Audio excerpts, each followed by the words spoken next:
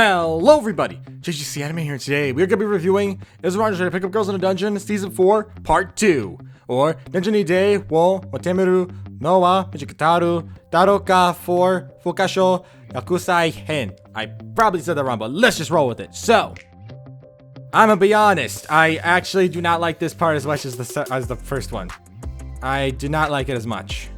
It's not to say it's bad, it's just, I'll talk about it. So, yeah, so what is the start of this season part? It's basically just a continuation of the last part where Belle and Ryu are now stuck in the deep floors and they're trying to get out while the other friends are off fighting this boss monster that magically spawned after the Juggernaut popped into play. And yeah, that's where things start up, so we're just gonna hop in from there. So in terms of spoiler-free thoughts, it was all right. Yeah, that's just, I'll be honest, one of my biggest issues has got to be how they pace everything in this part, as unlike in the previous part where they did a good job kind of balancing things out between Belle and the rest of the crew, with this one it felt like very one-sided on one way, then very one-sided on the other. Like one batch of episodes focused more on one type of group and the other focused on another group, and it was just, it wasn't bad, but I don't know why, just it didn't hit me the same as the first half did, where the first half constantly had me on the edge of my seat, making me want more, making me want to see what would happen next. This part made me think, oh, we're here, okay. Oh, cool. I guess that's the thing. Like, it didn't give me the same energetic hype as the first part did. That's, again, it's not to say it's bad, it's just, it didn't really leave the same impact. Belle and Ryu, I actually thoroughly enjoyed their little adventure, but then there was the rest of the crew. I didn't really care much for their adventures. There were some moments that I liked, but overall, they were probably my least favorite part of this story, and yeah. I guess I could say a few things. This kind of reminded me a lot of Demon Slayer in a way. Not in terms of the show, but in terms of how I felt with the second season. Where in the second season of Demon Slayer, I didn't really care too much for most of the season, but then you got to the last few episodes and it started to really pick up. That is actually the same case here for me, where I started the season, the first like 7 or so episodes weren't like the best or the worst, they were fine. But then near the end of the season, that's when things got really good and started to really pick up for me. And while the finale was kind of mixed in some degree or regard, it's not bad. I still think it's a pretty solid conclusion, and it made me wish the rest of the season was like that, where it could have been better, but I honestly wasn't as invested in it as I wanted to be. And yeah. There's not really much I can go into without spoiling, so we're just going to the spoiler section now. Here's the timestamp when we'll be done with spoilers. If you have seen Season 4, Part 2 of Danmachi, I'd recommend sticking around to hear my thoughts, but if you haven't, you should skip to the end so you don't get spoilers. But again, if you have seen it, stick around. You might hear more about my opinion. So yeah, I'm going to catch up in 5 and enter the spoiler section.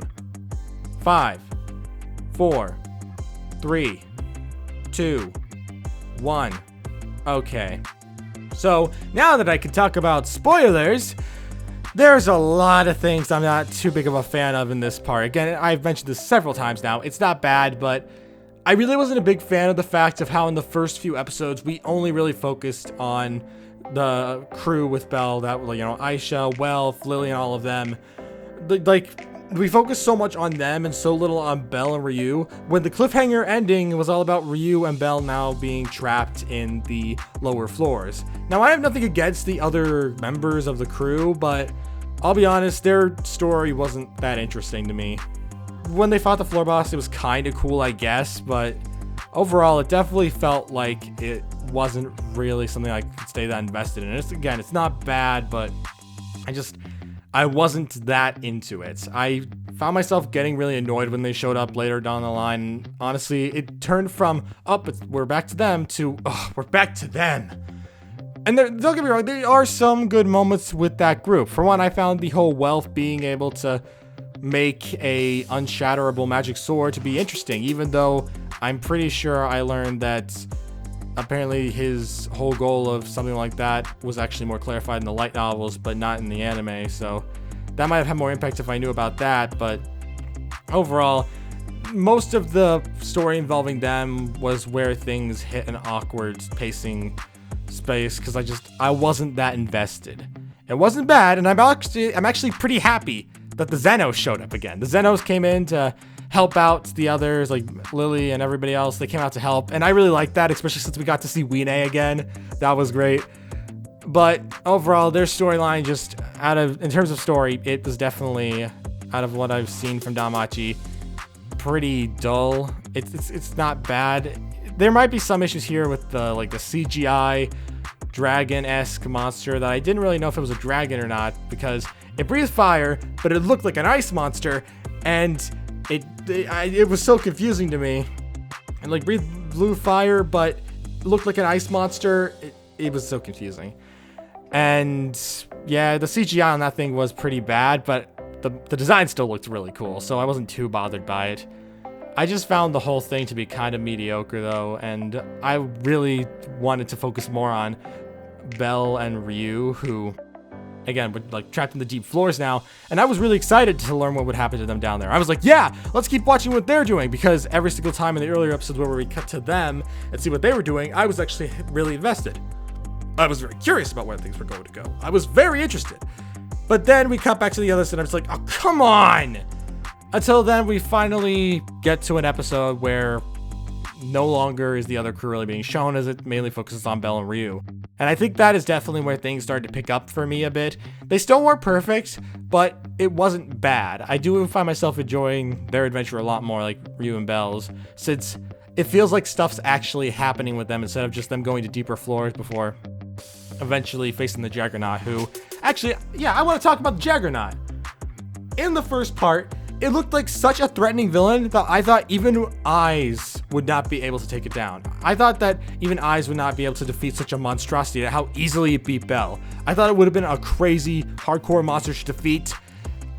And Belle and Ryu beat it with the power of friendship and magic. At the end of the season, it's not a bad final boss fight. In fact, I was cheering for them and happy when they won, but dang it, was it a bit disappointing, because I really liked the Juggernaut. It seemed like such an intimidating monster villain that I wanted to see more of. I wanted to see it be like the next big challenge for Belle to help him grow, but then it just kind of... It just kind of exists. It didn't really do too much this season. It was very intimidating at the start of this part, but after that, it actually kind of like weakens itself by eating monsters so it can gain their abilities, and that actually makes it slower and weaker, but can use their powers, so that kind of makes up for that. But then Belle and Ryu just take it down between just the two of them, and it makes me think, wow. So the writer accidentally made this thing so powerful, he had to make it lose its powers and its abilities and give it new ones just so that way Belle and Ryu could actually defeat it. And it's so disappointing, because I thought the Juggernaut was a truly intimidating and terrifying villain that I was 100% behind seeing how Belle would fight against it. I really wanted to see an all-out epic battle between it and Belle, but that's not what we ended up getting. It was a fine fight with Ryu and Belle facing up against it, but it's just kind of sad to see such an epic villain just kind of be defeated by two people who were already in an extremely weakened state when they were able to barely survive against it back when they were all still healthy and strong. And it's just, I don't know, the Juggernaut fight at the end of this season left a bit of a bad taste in my mouth, where it felt like such an intimidating villain to be reduced to just beat up at the end of the season villain. It could have been better. It's not terrible, it's not awful, but I do wish that there was more to the Juggernaut than just what we got. It was a bit disappointing. Plus also there's the whole like thing with this season where it's built up as like, oh, everybody's going to die, as this one person like predicted. It's like, oh yeah, it's going to all be death and destruction. They're all going to die. And not even a single one dies. They're all just very, very wounded, and that's about it. Some of them are wounded. That's basically it. Nobody dies. It really takes away a lot of the intensity. I feel like the season would have had a lot more impact if somebody actually did die, whether it was one person or another. It's just, for a season where it's built up that there's this big looming death among the crew, it was such a kind of awkward thing to watch, seeing as nobody in the main crew besides a bunch of side characters who we don't really care about ended up dying. It was very awkward and kind of a mediocre feeling. I don't know, it felt rather empty.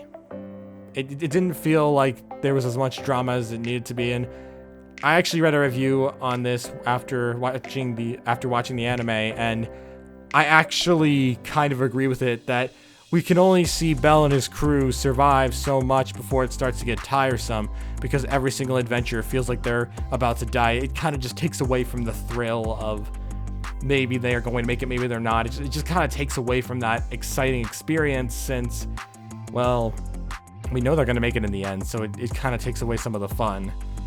Like, we see all these other characters dying, all these other people losing their lives to all these struggles, and then Bell's crew is just like, haha, we all have plot armor. And it's just like, it's all right, but it honestly kind of sucks that they don't get a little bit of a dose of reality. And yeah. One thing I can say pretty positively, like as a more positive on this season with this part, has definitely got to be the kind of developments between Ryu and Bell, where Ryu had already thought she'd abandoned her justice and was no longer worthy of being a part of her familia, but then Bell's just like, no, you've had your justice all along, because I've always seen you as a hero and a true person of justice. And it's actually one of the best like developments between romances, because I've always felt, not in a rude way, I feel like a lot of Danmachi characters fall for Bell for pretty much no reason. It's literally these minor, generic reasons. And this, next to a few, like maybe one or two others, are one of the few exceptions where the romance between the girl who falls in love with Bell and Bell actually kind of feels like it makes sense. And honestly, with how they went about it with this season, I actually don't think I would have hated like if Ryu ended up with Bell instead of Eyes. Even though I'm still rooting for Eyes and Bell, I'm not against it if Ryu ended up taking that spot instead, because Ryu was so good in this season. Her story with her familia, while I felt like it could have been told better, it wasn't bad. Definitely the biggest flaw with it has to be the fact that during the season, she ends up getting her story told through like opening bits of each episode, and it's not bad, but I definitely feel like it would have been better if it was just like one whole episode instead of a bunch of little extra small little cuts and little extra stories. Because then when we finally got to the part where her familia died to the Juggernaut, it didn't leave the same impact as I was hoping it would. I was hoping for a really dramatic story about a whole episode dedicated to her and her familia, and no, we just get kind of little bits and clips, and then after that, her familia dying to the Juggernaut, and that's about it. It was a bit disappointing, and I honestly was hoping for a much more dedicated episode to the backstory, but it's fine. It wasn't terrible. Again, I still think this season overall with this part has got to be all right. It's nothing beautiful or amazing. It's just enjoyable. And yeah, the Juggernaut fight again, still such a disappointing fight. How the Juggernaut's already been defeated when maybe they could spawn another, but honestly, the fact that the Juggernaut was defeated in this season was a bit disappointing. It definitely feels like it had more potential. And yeah.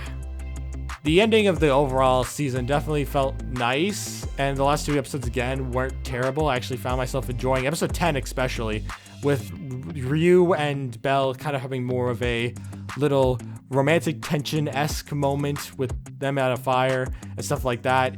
That was very interesting. I just found episode 10 is probably still my favorite of this entire part 2, and it's so weird. This is actually the second time in this season I thought an episode 10 was probably one of the best episodes. It was the same part with, or like the same thing with part 1, where I felt episode 10 of that one was also the better of the two. Or like, it was not better of the two, but like it was the best part of that part. So basically episodes 10 to 20 of this season are probably some of my favorite episodes of this whole season. And overall, I didn't hate this season, but it could have been a lot better, as this part, for what I was expecting, it was to be an epic adventure, them barely surviving in this unknown floor, ended up being rather meh. Oh yeah, there's another thing I forgot to talk about. How easily Bell was able to defeat the monsters after their first encounters. At the beginning of this part, Bell really struggled to fight one of the monsters because it was so fast he couldn't really react. Well, not fast, but it like camouflaged. He was barely able to respond to it, literally getting his own flesh like bit off all over the place, and it seemed like he was really struggling. And even during the first half of this part, it looked like Bell was starting to lose it and thought they weren't going to make it out. Like the whole first half built it up like it was this big dangerous place, but then The rest of it's just like, oh yeah, Bell can take the rest of these monsters on, no problems. He instantly is able to do all these things. And not to say he doesn't learn. Like, Ryu throughout the season is kind of guiding him, and that's not bad. But it's not really clarified at first, as he's first just kind of rolling with the punches, taking out monsters. So it's, again, that's probably one of my like weaker complaints. But it's still a bit of a complaint, as I feel like Bell adjusted to it way too quickly, which I guess I can blame on his skill with him being in love with eyes and stuff like that. It's just, it's all right. But again, I think this whole season overall wasn't awful, but definitely part 1 was a lot stronger than part 2. Part 2 wasn't bad, but could have been better. So yeah, we're at the conclusion of this video, and one of my final thoughts, it's all right. It's not terrible.